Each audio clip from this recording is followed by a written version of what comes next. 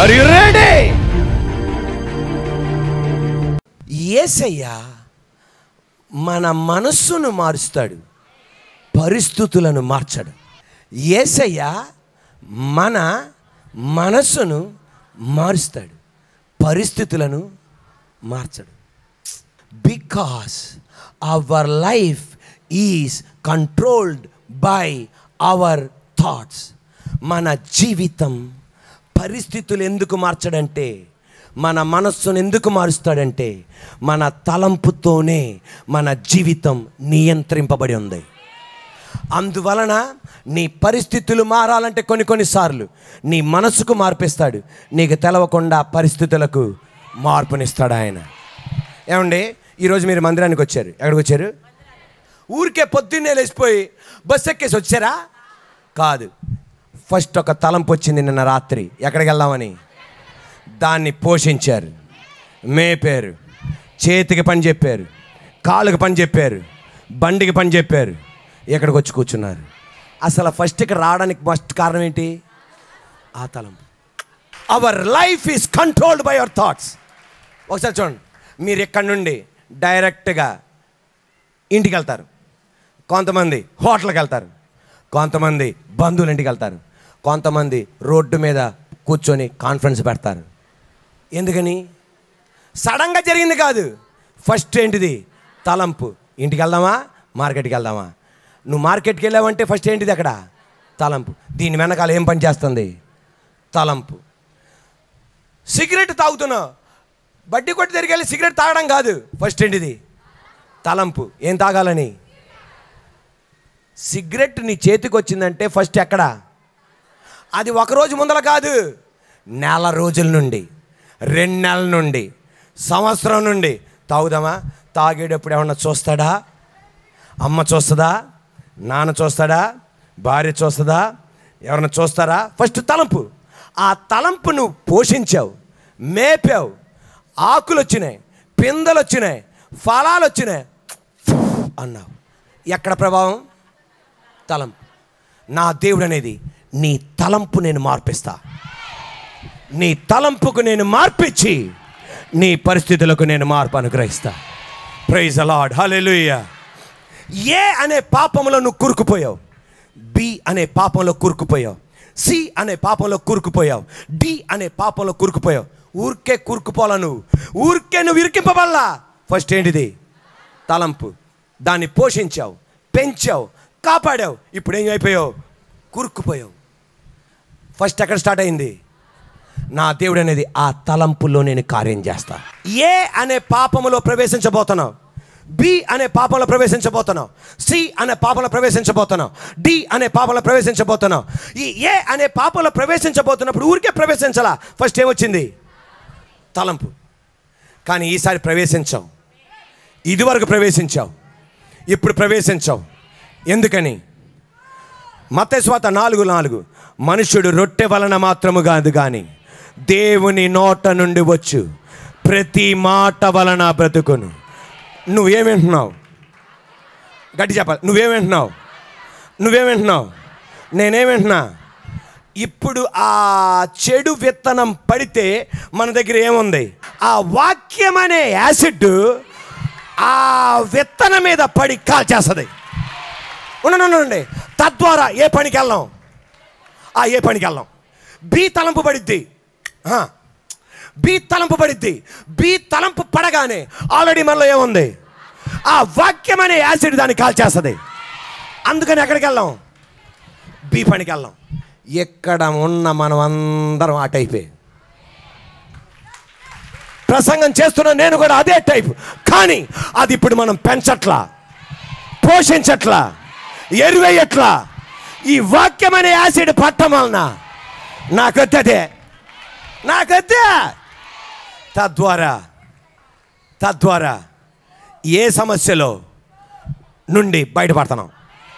B నుండి బయటపడుతున్నాం, C నుండి బయటపడుతున్నాం, D నుండి బయటపడుతున్నాం. హ్యాపీగా బతుకుతున్నాం. Praise the lord. లేకపోతే ఆ ఏలో కూరుకుపోతే భార్యకి ఏడుపు, భర్తకి ఏడుపు, పిల్లోడికి ఏడుపు, మనోడికి ఏడుపు, మనవరాలకి ఏడుపు. ఇప్పుడు ఎవరికి మన వల్ల ఏడుపు లేదు. హల్లెలూయా. ఎక్కడ మార్పిస్తాడు? తలంపులు. మేనేజ్డ్ థాట్స్, క్రమ పద్ధతిగా నువ్వు తలంపులు కలిగి ఉంటే సంతోషకరమైన జీవితం చేస్తావు. నీ తలంపులు కనుక క్రమపద్ధతంగా లేకపోతే భయంకరమైన జీవితం చేయాల్సి వస్తుంది. ఆ క్రమ పద్ధతి గల తలంపులు మనకు కలగాలంటే అది మన శక్తి వలన కాదు. అందుకే పౌలు అంటాడు, మంచి చేయాలనుకుంటున్నా మంచి చేయలేకపోతున్నా, యథార్థంగా ఉండాలనుకుంటున్నా యథార్థంగా లేకపోతున్నా, పరిశుద్ధంగా ఉండాలనుకుంటున్నా పరిశుద్ధంగా లేకపోతున్నా. ఎందుకు తెలుసా? తారుమారు చేస్తున్నాడు, కానీ యేసయ్య ద్వారా ఉండగలుగుతున్నాను. ఒక మాట జాగ్రత్తగా ఆలకించండి. నీ మైండ్లో వచ్చే ప్రతి తలంపును నువ్వు నమ్మకూడదు. నీ మైండ్లో వచ్చే ప్రతి తలంపు ఏం చేయకూడదు. నువ్వు ఒక్కోసారి ఏం చేస్తాడు తెలుసా? నీ తలంపులు ఒకటి పెడతాడు. ఏంటంటే నీకు ఏదో వేదనకరమైన సంఘటన జరుగుతుంది, అది వేసాడు. వేయగానే నువ్వు దాన్ని మరలా పట్టుకొని ఇలా కెలికావనుకో, సాతాను కూడా ఏముంటుందో తెలుసా? దొరికాడ్రా. నువ్వు ఎక్కడన్నా ప్రసంగానికి వెళ్ళి కూర్చున్నావు అనుకో, అదే మాటలంటావు. అలా వినిపిస్తాడు, మామూలుడు కదాడు. మళ్ళా అదే నీకు వేదన కలుగుతుంది అనుకో, ఎవరి దగ్గరికి వెళ్ళినప్పుడు వాళ్ళ మాటలు మాట్లాడిస్తుంటాడు. వెంట నువ్వేనుకుంటావు తెలుసా? ఇదేదో దేవుని చిత్తం లాగుందే. అలా మనల్ని ఏం చేస్తాడంటే మైకంలో పెట్టేస్తాడు. వాడి ప్రతి తలంపు దేవుడిదని నువ్వు అనుకోకూడదు. నువ్వు ఎంత విశ్వాసివైనా, ఎంత దేవుని చేత వాడబడుతున్న వ్యక్తివైనా, ప్రతి తలంపు దేవుడిదని నువ్వు అనుకోకూడదు. వాడు ఎలాంటి చేస్తాడంటే మనం ఏమనుకుంటాం తెలుసా? కొన్నిసార్లు దేవుడు చెప్పిన మాట అయితే వాళ్ళతో పలికించాలి, అన్నయ్య మాట్లాడుతుండగా ఈ మాట నాకు వినపడాలి అనుకుంటాం. కరెక్టే, దేవుడు పలికింది అలా పలికిస్తాడు. సాతాను గారు కూడా ఏం చేస్తాడు తెలుసా?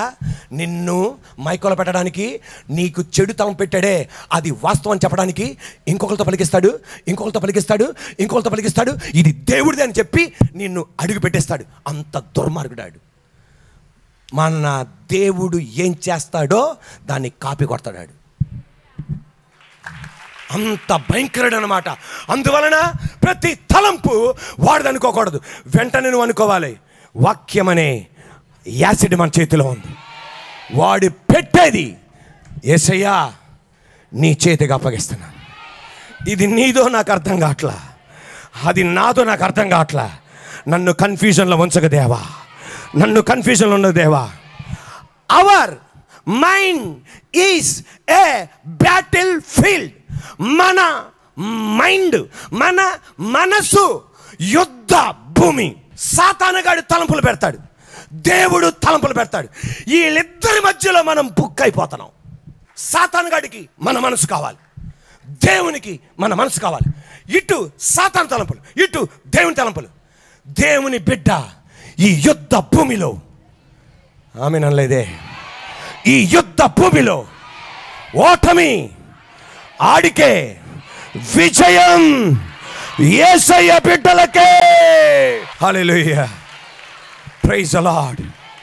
ఈ రోజున సర్వశక్తి గల దేవుడు చెప్పేది, నీ తలంపులకు మార్పునిచ్చి, నీ మనసుకు మార్పునిచ్చి, హల్లెలూయా, పరిస్థితులకు మార్పిస్తాడు. Are you ready? వచ్చ చేయగలిగిన వాడిని దేవుడు స్వస్థపరిచాడు. స్వస్థపరచక ముందు అక్కడ ఉన్న వాళ్ళ తలంపులను మార్చాడు. తర్వాత పరిస్థితికి స్వస్థతనిచ్చాడు. ఈరోజు నీ ఇంట్లో అన్నిసార్లు పరిస్థితులను బాగు చేసి గొప్ప దేవుడిని రుజువుపరచడు. కొన్నిసార్లు, అన్నిసార్లు అనట్లా, కొన్నిసార్లు నీ తలంపును మార్చి, నీ పరిస్థితులకు మార్పిచ్చి దేవుడు గొప్పవాడని రుజువుపరుస్తాడు. కళ్ళు మూసుకోండి, ప్రార్థన చేసుకుందాం. వేగంగా లేచి నిలబడండి ప్లీజ్. ఈరోజు యేసయ్యకి చెప్పండి, యేసయ్యా నా పరిస్థితులను మార్చగలవయ్యా. యేసయ్యకి చెప్దాం మాట, యేసయ్యా హల్లెలూయా. నువ్వు వెళ్తున్న ఏ విషయమైనా సరే, కొన్నిసార్లు సాక్షాత్తుగా పరిస్థితులు మార్చి నా దేవుడు గొప్పవాడని రుజువుపరుస్తాడు. కొన్నిసార్లు అలా రుజువుపరచడు.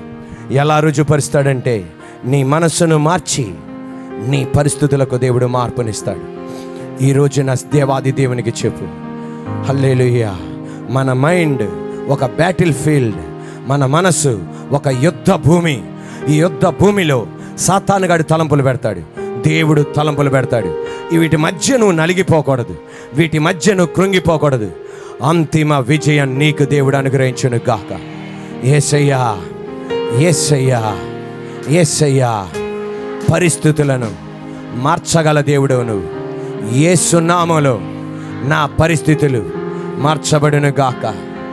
యేసయ్యకి చెప్పండి ఆ మాట. ఇక్కడ ఉన్న వాళ్ళు ఎవరైనా సరే నా పరిస్థితులకు మార్పు కలగాలి అన్నవాళ్ళు యేసయ్య సన్నిధిలో 2 చేతులు మీ గుండె మీద ఉంచుకొని, నీ 2 చేతులు, నీ 2 హస్తం నీ గుండె మీద ఉంచుకొని యేసయ్యకి చెప్పు, యేసయ్యా నా పరిస్థితులకు మార్పునివ్వయ్యా. చెప్పండి ఆ మాట. తండ్రి, కన్నీరు కారుస్తున్న నీ బిడ్డల కొరకు ప్రార్థన చేస్తున్నాను. వేదనలో ఉన్న నీ బిడ్డల కొరకు ప్రార్థన చేస్తున్నాను. నీ 2 చేతులు నీ గుండె మీద ఉంచుకో. యేసయ్యా నా పరిస్థితులకు ఒక మార్పు దయచేయ్యా తండ్రి. హల్లెలూయా. ఈ రోజున కన్నీరు కారుస్తున్న అమ్మలు, కన్నీరు కారుస్తున్న చెల్లెళ్ళు, కన్నీరు కారుస్తున్న తమ్ముళ్ళు, అన్నయ్యలు, నాన్నలు, అక్కలు, తండ్రి మా జీవితంలో తండ్రి నీ పరిస్థితులు మార్చగలిగిన దేవుడవయ్యా. యేసు నామములో మా పరిస్థితులకు మార్పును అనుగ్రహించయ్యా. యేసయ్యా, నజరేయుడైన యేసయ్య అధికారం గల నామములో నీ బిడ్డల పరిస్థితులకు ఒక మార్పు దయచేయ్యా. యేసు నామములో ఆ కార్యాన్ని మేము చూడును గాక. యేసయ్యా, నీ బిడ్డల పరిస్థితులు మార్చగలిగిన దేవుడు.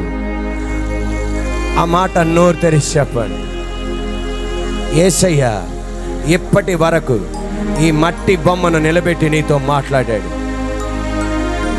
నా యేసయ్య నీ పరిస్థితులు మార్చగలిగిన వాడు. ఆయన మారుస్తాడని చెప్పి అన్నీ వదులుకొని యేసయ్య దగ్గరికి వచ్చాడు.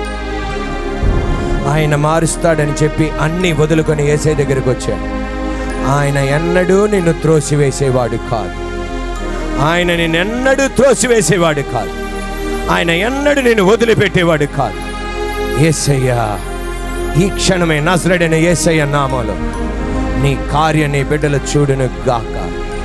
హల్లెలూయా. Wonderful God, thank you Lord, thank you for your favour, thank you Jesus. యేసయ్యా మా పరిస్థితులను మార్చగలిగిన దేవుడవు నువ్వు. మా పరిస్థితులను మార్చగలిగిన దేవుడవు నువ్వు. ఈ రోజునైనా నీ బిడ్డల కొరకు మేము ప్రార్థన చేస్తున్నానయ్యా. యేసయ్యా నువ్వు కార్యం దయచేయండి అయ్యా.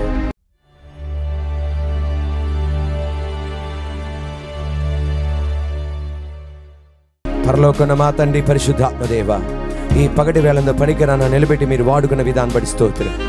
యేసయ్యా మా పరిస్థితులను మార్చగలిగిన వాడు నువ్వు. పొందుకోవాలన్న ఆశ నీకుంటే, నిజంగా ఉంటే నువ్వు పొందుకోగలవు. హల్లెలూయా. పొందుకోవాలన్న ఆశ లేదు గనక యేసయ్యా మేము పొందుకోలేకపోతున్నాం.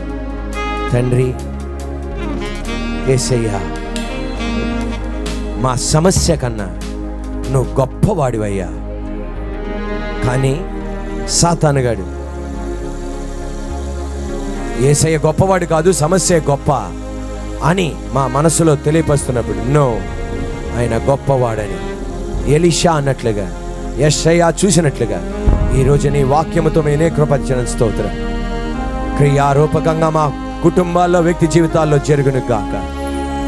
యేసయ్యా కొన్నిసార్లు మా జీవితాల్లో సమస్య మార్చడు, మా తలంపులు మా మనసును మార్చి సమస్యలను మార్చేదేవా. పరిశుద్ధాత్మదేవా, ఈ పగటి వేళ ఎందు పనికిరాను నిలబెట్టి మీరు వాడుకున్న విధానం బట్టి స్తోత్రం. పరిశుద్ధాత్మదేవా, ఈ పగటి వేళను పనికిరాను నిలబెట్టి వాడుకున్న విధానం బట్టి స్తోత్రం. పరిశుద్ధాత్మదేవా, ఈ పగటి వేళను నిలబెట్టి వాడుకున్న విధానం బట్టి స్తోత్రం. నీకు మహిమ చెల్లిస్తూ యేసు నామమున అడుగుతున్నాము తండ్రి, ఆమేన్.